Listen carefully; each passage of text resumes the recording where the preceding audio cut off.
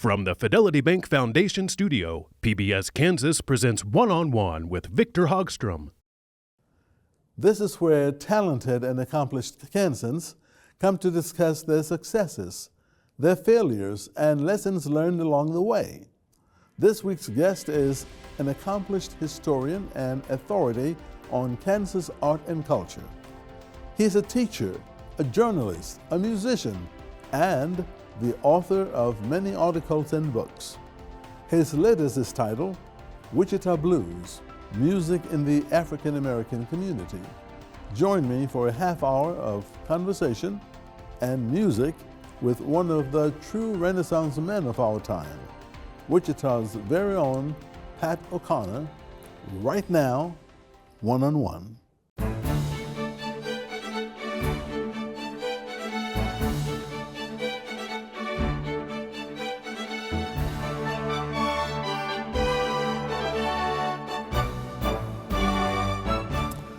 Hello, and thank you for joining us. I'm Victor Hogstrom, and I'm so pleased to welcome a man with an 18-page resume. Here it is, 18 pages. Historian, teacher, author, and musician, Pat O'Connor. Pat, thank you so much for joining us. Pleasure. You are a bona fide expert on so many topics related to Kansas history and the arts. What do you think was the driving force behind all of these influences in your life and curiosities that you've explored in your lifetime? Well, that's a good topic to bring up in the beginning. I think that reading was what really opened one door and then later several doors, because I got interested in what things were about, the life and how people create, and I just kept reading. So did your parents make you read, or was it just your own interest? My mother was very happy when I started to read, because then she didn't have to read to me. Mm-hmm. So I started, Nun taught me how to read at St. Joseph's School, and we had some very good libraries in the city of Wichita Public School after that, where I went. Excellent books. Were you born and raised here? Mm-hmm. Wichita? Yes. Why the history on Kansas art and culture? Kansas is looked down upon as an uninteresting place by much of the world. I lived in England for a while, and then I was in California, and they have a low regard for our state. So I thought, well, let's see what really goes on here.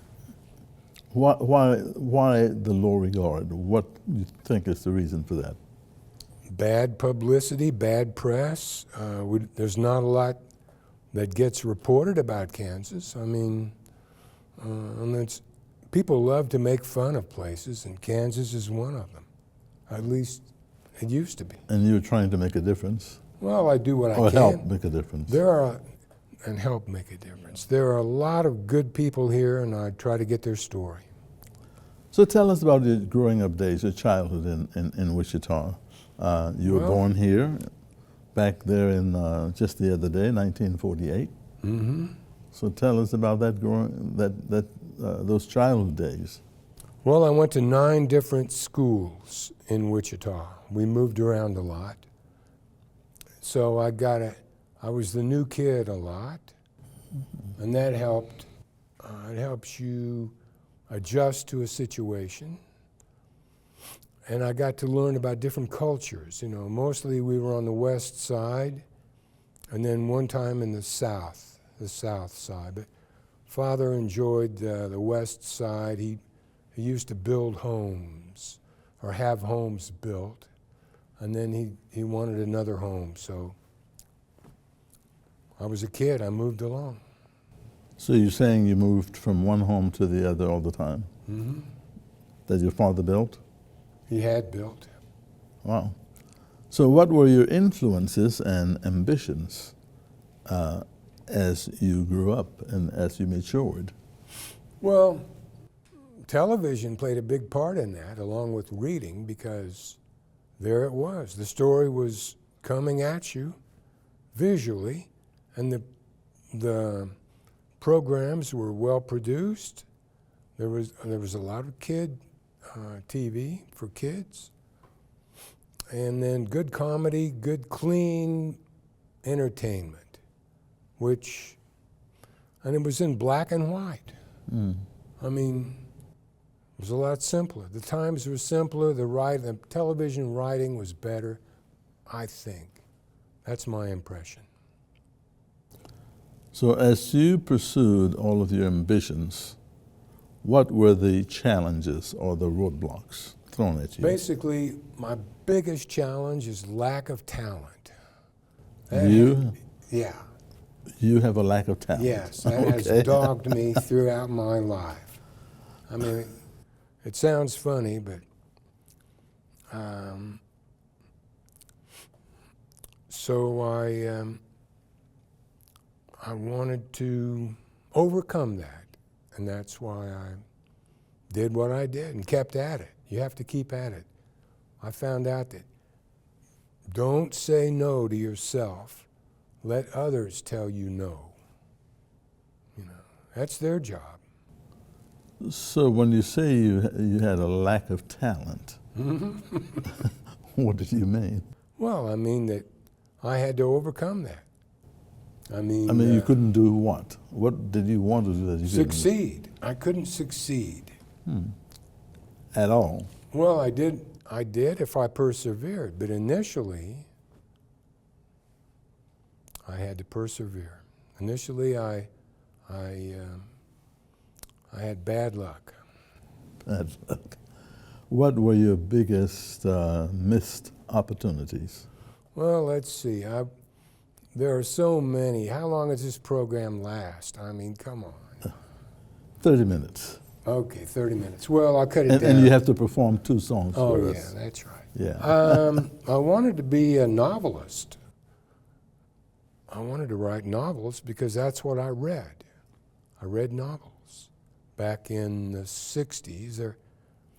When you hit the teen years, you turn away from television, you turn away from mainstream culture, and you go to something else. So I went into reading Russian novels, Irish literature, whatever I could come up with. So that means you are well informed. Well, for someone who claims to have been without a talent and had bad luck. Well, then, of course, if you're reading James Joyce and you think, well, maybe I can be another James Joyce. Maybe I can write something as good as Ulysses, or at least the Dubliners. But then you find out you can't. Did you ever consider that reading was your talent? No, it was only an avenue. An avenue. Through which to pursue a talent.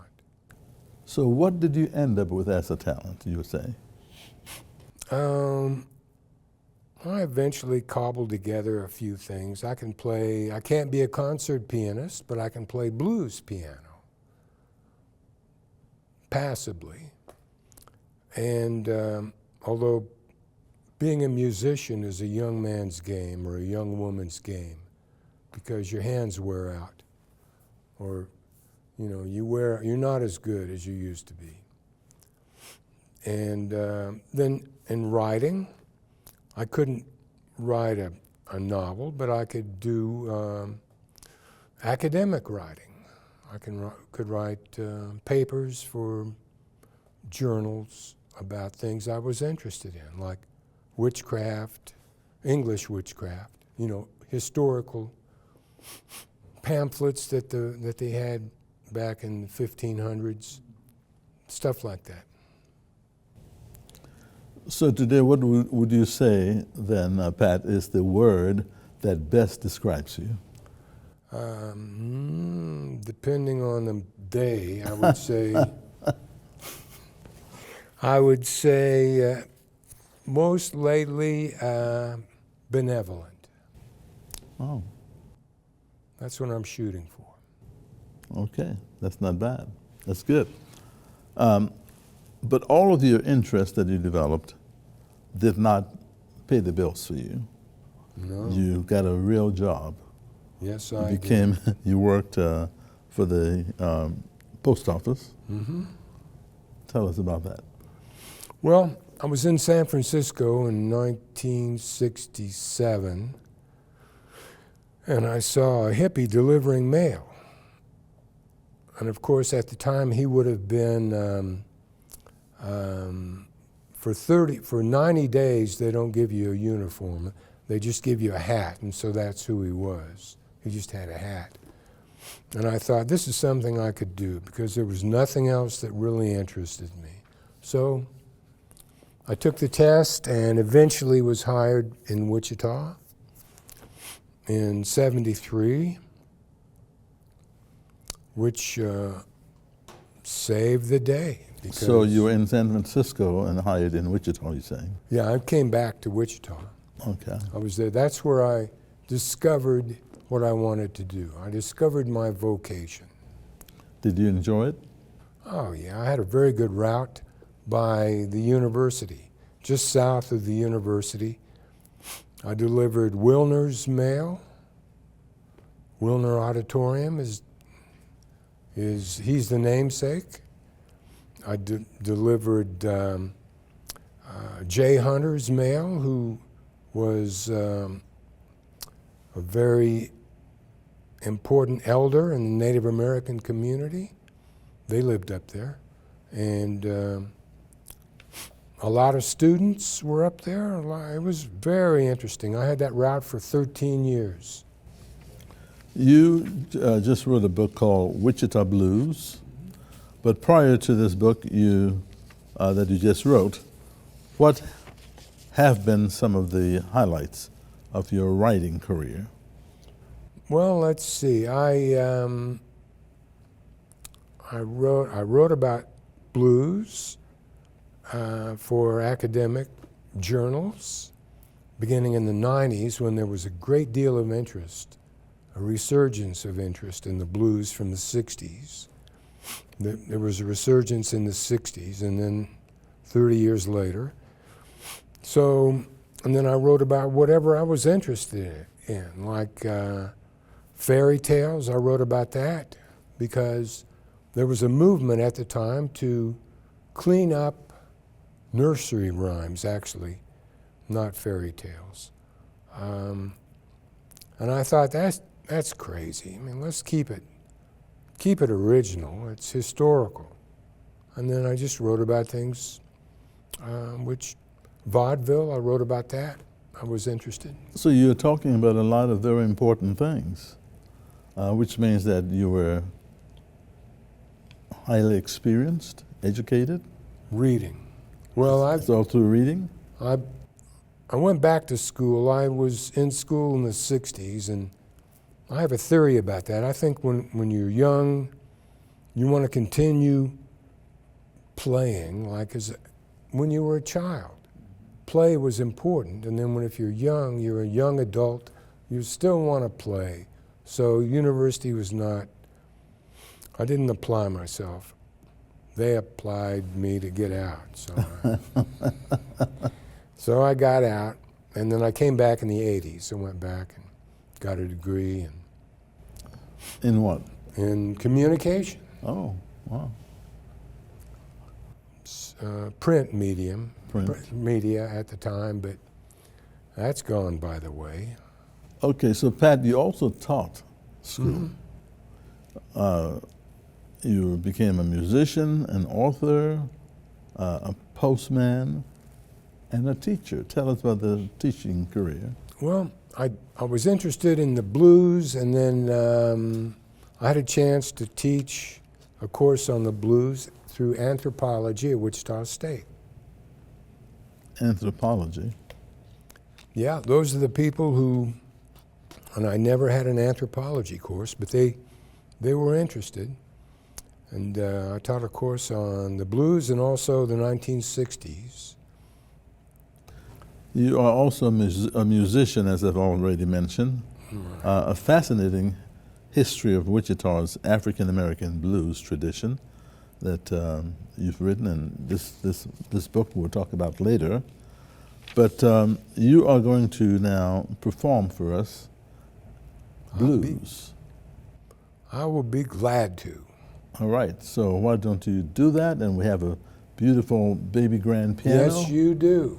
And this, let me say, it was donated to the station by Carol Grant of Wichita, because she saw a need for the station to have a piano for people like you to play.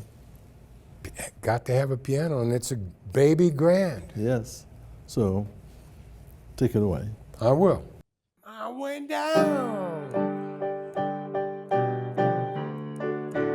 the river, 40 miles and more, and I thought I heard that Jim Lee when she blew.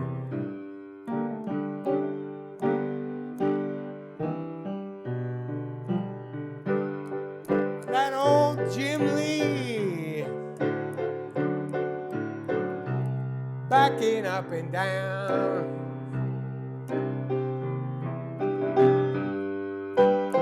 and she walking still when that water's down.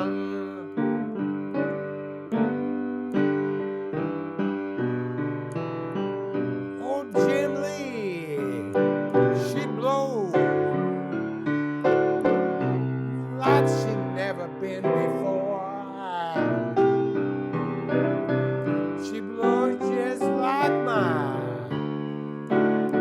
baby on boy.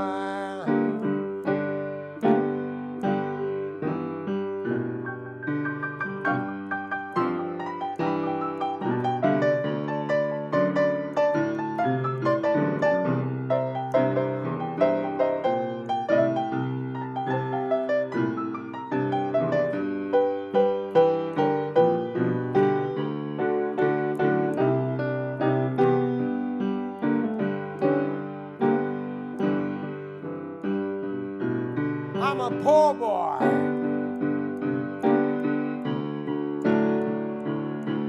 and a long way from home. You caused me to pack up my things and go.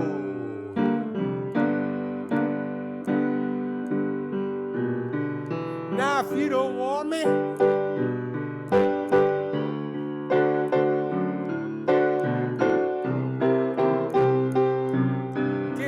right hand.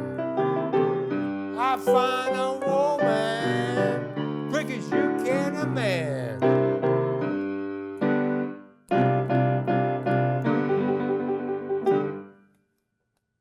Well, Pat, that was a marvelous Big Jim Lee song, and that I understand from the 20s. Yes. And it was written again by Charlie Patterson. Patton. Oh, Patton. I'm sorry. Patton, okay. But Pat, you have also written a book, as I mentioned earlier in the program. It's called Wichita Blues. Yes. Tell us about this book. What motivated it? Oh, I was interested again in Wichita and the people here, and there was a resurgence of interest in the blues, as I said. In the 90s, I was teaching a course on the blues, so I thought, let's see what the local culture of blues is. So I contacted one man, Barry Harris, who made things happen. He told me who to contact, and he paved the way by calling them first, the musicians, and telling them that we're going to do an exhibit at the Kansas African American Museum, and we want you to take part. Otherwise, it's very hard, unless you have an ambassador like that. So he helped, and then I interviewed 19 African-American musicians, some of them who played in the 30s. And, Blues? 1930s, as teenagers. And some of them who traveled, One fellow who became a pastor, Franklin Mitchell, traveled with the Harlem to Havana Carnival, which was a carnival made up of African Americans, and he went all the way up to Anchorage, Alaska with them. I mean, I got some great stories out of it. They're all in the book. And the museum allowed me to do that. We got a grant. We made an exhibit, and they still have the exhibit. They don't show it all the time, but I got a good photographer, and we put it together. So how do you define blues, Pat?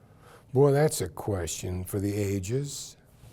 I don't know if anybody can answer that, but I was at a conference in St. Louis, and somebody asked that, and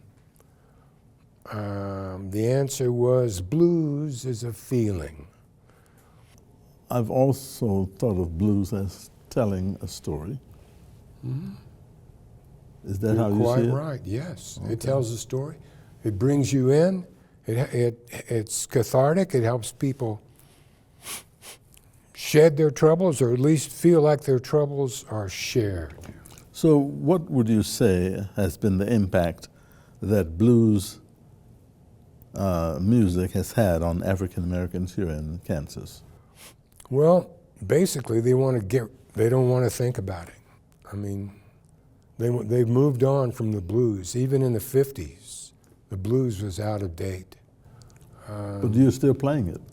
We're playing it. The white people are playing it. The African Americans are far advanced musically. I mean, they're out there.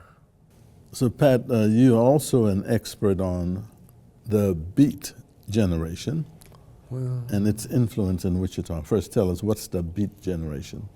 The Beats were guys who were too young to serve in World War II, and they were afraid of nuclear annihilation, which was a brand new thing in the 50s. They were disillusioned. It's always been the job of the young to point out the faults of their elders. The elders know they have faults, but they just ride with it because they know, nothing's perfect. But the young have an impulse to improve things, or in the Beats case, to dismiss things. So they tried to get by without working, making art. Wichita was a big, the Beats were the 50s in New York, and then there was a big bust, marijuana roundup, so they all went to San Francisco, or a lot of them did. And then the Wichita group went to San Francisco in the early 60s, and the channel did a thing on Wichita Vortex, which really was a good explanatory attempt at that, which goes well beyond what I can say. So how then does their story intersect with the blues quickly? Well, the Beats liked jazz, but then in the 60s, in the late 50s, the folk music came into being, and that jazz and folk, in my opinion, are two ends of the spectrum. So the blues, good blues, in my opinion, rural blues, fits into the folk category, and it tells more of a story, an interesting story, the beginnings of things. The blues wasn't really discovered until 1890 or 1902. It was new music then. So the blues, the hippies liked the blues. Beats, not so much. They were jazz, cool jazz, because it destroys things, in my opinion. I understand you're going to do another performance for us. Yes, and it won't be jazz. It wouldn't be jazz, but it will be blues, and this is State Street Jive. Yep. And this one is by Cow Davenport, 1931. Yes. All right.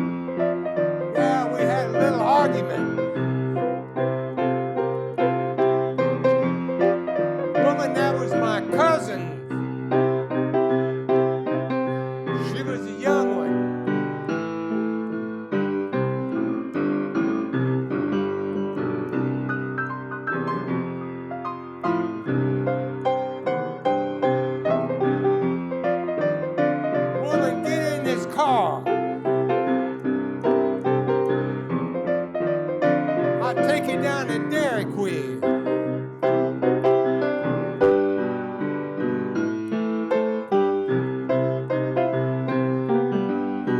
And don't slam the door.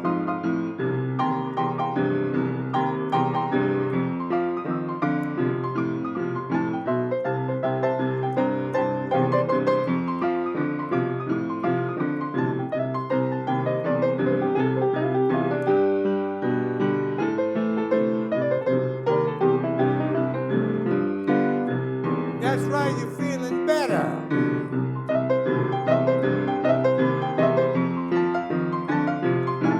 Whip it.